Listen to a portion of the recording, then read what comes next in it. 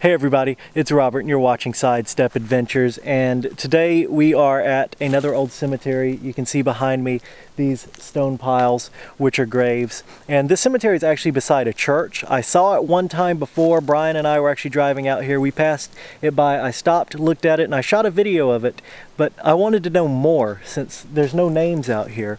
I wanted to know more, and I also had a theory back then that this wasn't the cemetery for the church. Well, I wrote to my friend Dan Aiken, and he filled in some missing history. So I wanted to come back out here, make a proper video where I know a little bit of the history and get this place documented and show it to y'all.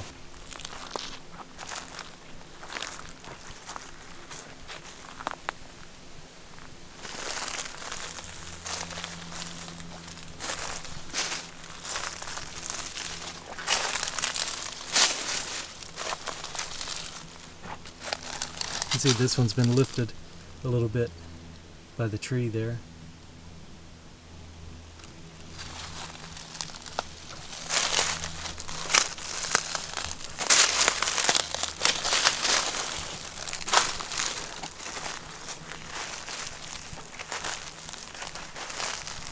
And look at all of those perfectly stacked field stones.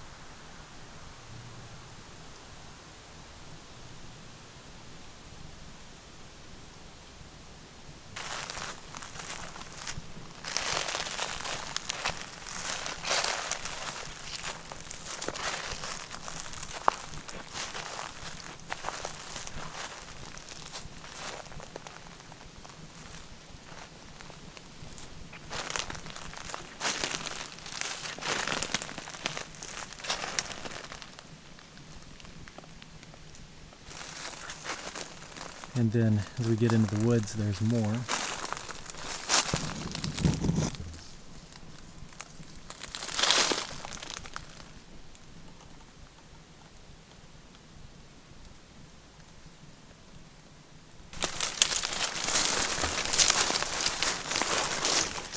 We've got another one right here that's would be pretty easy to be missed. Most of the stones have collapsed or maybe even been taken away. But you can see what's left of a stone pile.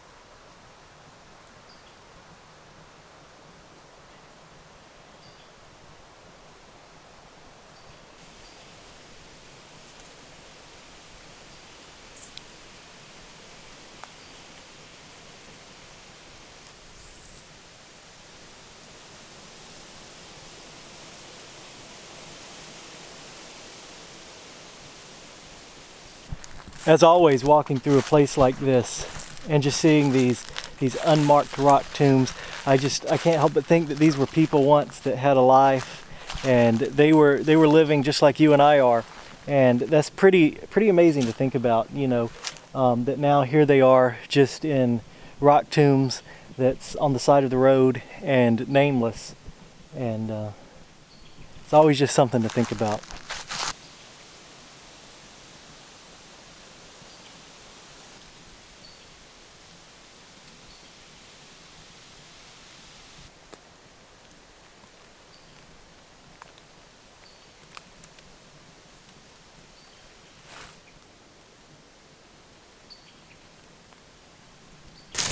So out here we have, what is that? We've got the 4 over there, 4, 5, 6, 7. We've got 8 burials out here that are all unknown, and they were unknown the last time I was out here. But I'll grab my book down here, and Dan Aiken actually was able to shed some pretty interesting light on this place for us.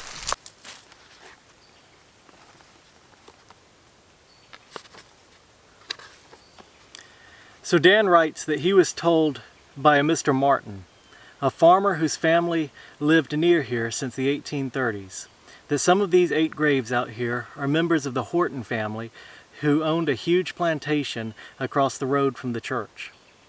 It was later, in the early 1900s, known as the Short family home.